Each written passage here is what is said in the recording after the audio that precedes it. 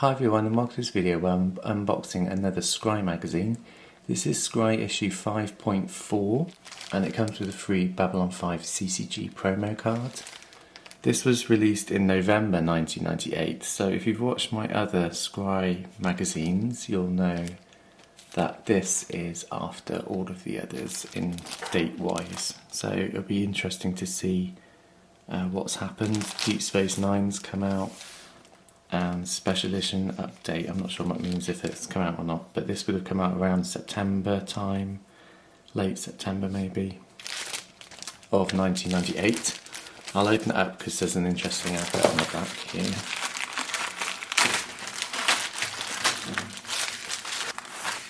So, the promo card we get is Asimov Laws, SCRYE Conflict.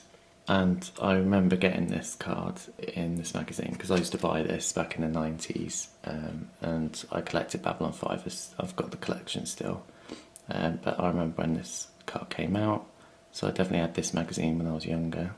But yeah, that's the Babylon 5 CCG promo card. We get the magazine, so we'll open it up and I'll show you what's inside this month, or 2 months I think it was. Oh, I can't remember this advert, this is new. This is for the second anthology for the Star Wars CCG. So it tells you little spoilers about what's inside. It tells you got Mon Mothma there, all the other cards. It tells you what's previewed in there. I'll show you the back because that's another Star Wars CCG advert. The interesting thing with this one is it's a different pack art to what actually came out. The packs that came out were like a light blue colour, and I don't think they had the design with these characters on. I think it was different design. But yeah, I love these old adverts. And on the second page we get another order form for the Farjo collection. Now at this point the Farjo collection had been released for about 9 months or so, and I got it by this point. I don't know the history, but I don't think this collection sold very well. So they were still trying to sell it off 9 months later. Then we get a contents of the magazine and the introduction and everything. It tells you here, this is card game history in the making, this is. At the end of August, the biggest news on the street is the official announcement that the blockbuster game called Pocket Monsters in Japan will be released in English by Wizards of the Coast and entitled Pokémon. And it will become one of the biggest CCGs of all time. So that is history right there. Then we get the news page, which is always my favourite page. So Decipher News, the Dominion Star Trek CCG. Coming in November is expansion number 5, the Dominion. Battle orientated set, and it will feature cards from all 3 series. I can't remember when this set came out. It was around late 98, 99-ish. I didn't need to spend as much on card games. So I can't remember if it did come out in November. It was probably about that time though. Star Trek Premier Starter Deck 2 coming in September. The Starter Deck 2s, that came out as well. Again, I don't know about the timing, but that set to get released. Star Trek First Contact Enhanced. These were the like enhanced packs that had the special premium cards in. Basically, they're the things that try and sell off old stock of booster packs, which I'm surprised about with First Contact, because First Contact was a very good set and it basically relaunched the Star Trek CCG. So yeah, that set came out as well. A bit confused why they've put a USS Defiant preview cards, because that was in an anthology, but it doesn't mention anthologies, never mind. On this side we have the Star Wars CCG. Star Wars CCG Special Edition. Starter decks and booster packs. It doesn't consider this huge set to be a standalone set, which was a bit strange because they did starter decks and everything, and it was supposed to be the new jumping in point for Star Wars CCG. So yeah, that came out. It's saying look for it in November. If you remember my other videos, like my first one with the Ball Queen on, it says I think September time, so that was delayed obviously. Star Wars Enhanced Premiere.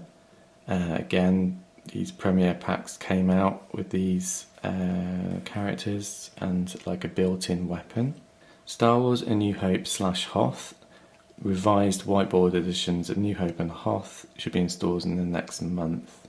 Again, those whiteboarder sets did come out, and they didn't release any more whiteboarder ones after Dagobah. They stopped with Dagobah. But it was a good chance to get some New Hope and Hoth and fill in some gaps because the boxes were cheaper for the whiteboarder ones.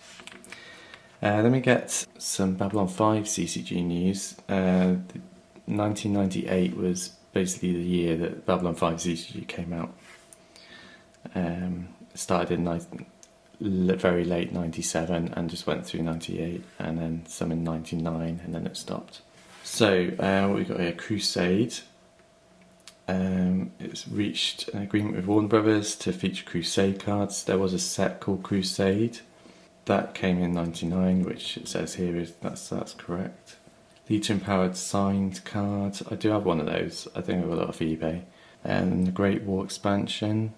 I'm surprised that's come out so late. It must have been delayed. I'm sure the other magazines said it was coming out sooner than that. And then we get an advert for Deep Space Nine set. That came out in about July time, August at the very latest, because I was on summer holidays.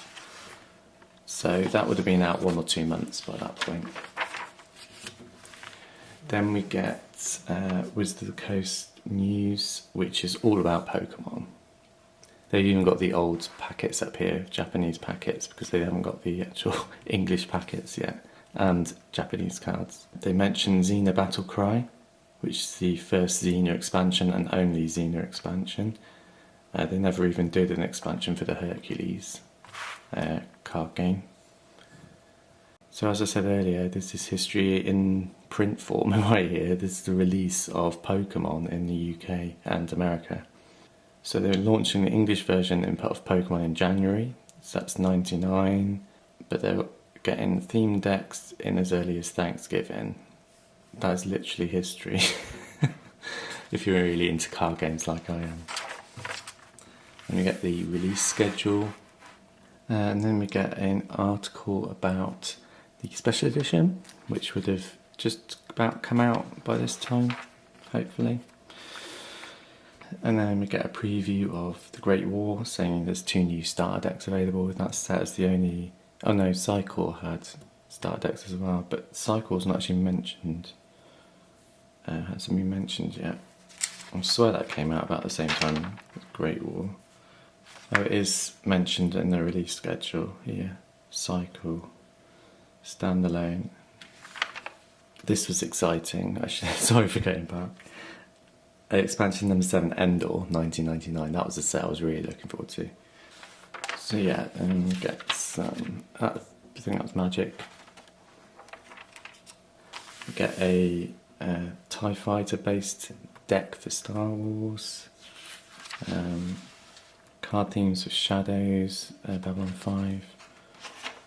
Ooh, this is a new advert. I haven't seen this before. Well, I can't remember it. I've seen it before. Can't remember it. I used to love these adverts. They're just so weird. Find out how valuable Evaporator can be. So they just used to do like random phrases, which would like you'd hint at cards and things, and then it would actually give you facts like 18 black border cards and stuff. When you saw these adverts, these were like amazing because obviously there was no internet, so things like this would just surprise you and go, oh my god, there's a set coming out. Legend of the Five Rings, is that? I don't know. Going through the sealed deck, I'm not sure if it would have been out by that point for Star Trek, but it looks like it goes through every card you get. Continued on the back here. More still Farjo collection, they're really pushing that. Mastering Force neglected Jabba's Palace card. Jabba's Palace didn't sell that well, I don't think. Or they overprinted it or something. So again, that's a set they were trying to push, but I love Jabba's Palace because I love Return of the Jedi. It's my favourite Star Wars film, it always will be. So I love Jabba's Palace. I've bought so much of that set.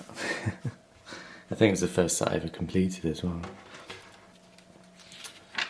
So there's lots of deck lists and things. There's quite a lot of decks in this one compared to others, even the Star Trek one. So here, the Babylon 5 CCG, I have never played it, I have read the rules and it's a very complicated game. So it looks like here the magazine's printed like some faster options of how to play. Maybe just to try and get some more players into the game. A Q&A for Magic.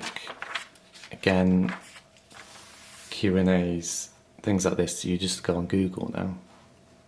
But back then there was no Google. So if you didn't know how to use a card, things like this were very useful. One for Babylon 5. I don't usually see one for Star Trek, which is weird. Deep Space Nine helps Star Trek continue its miraculous comeback. I think it didn't sell very well, and then sets like Deep Space Nine really boosted sales. Then we get the price guide as normal. So I'll flick through this because we don't need to see that. Oh, I remember that magazine with Deep Space Nine on. I'm going to have to try and get hold of that one. So yeah, you get prices of Magic, Star Trek, there's probably Star Wars in here. Yep, Star Wars.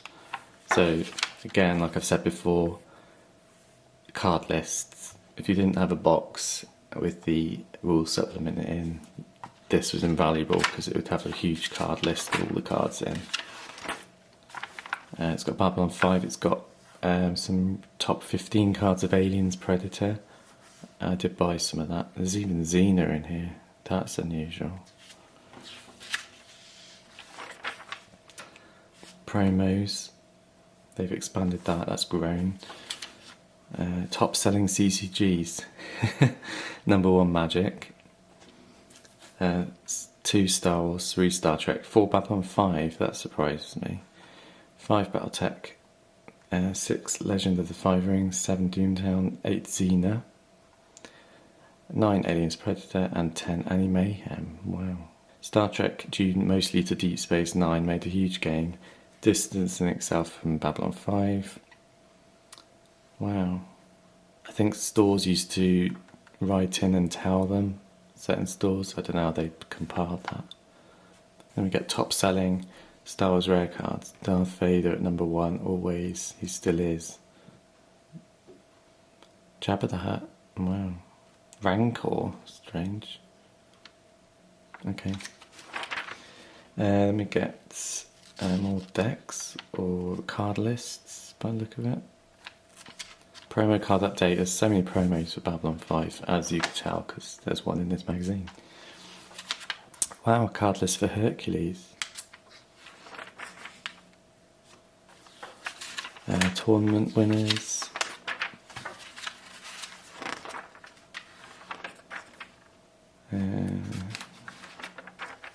No dream cards in this one. And then we get a advert for the Great War, shipping November for Babylon 5. I do love the Vorlons. Right, so that's that magazine. So that was a nice surprise, seeing that stuff about Pokemon. That is, I mean, if you're into your card games, you know Pokemon is the, I don't know if it became the biggest card game in the world. I think it did. But yeah, a piece of history right there. I love getting these old magazines. I am getting some more, and I'll show them on my channel when I do. So thanks for watching everyone, please subscribe to my channel to see my future videos, and I'll see you all soon. Bye.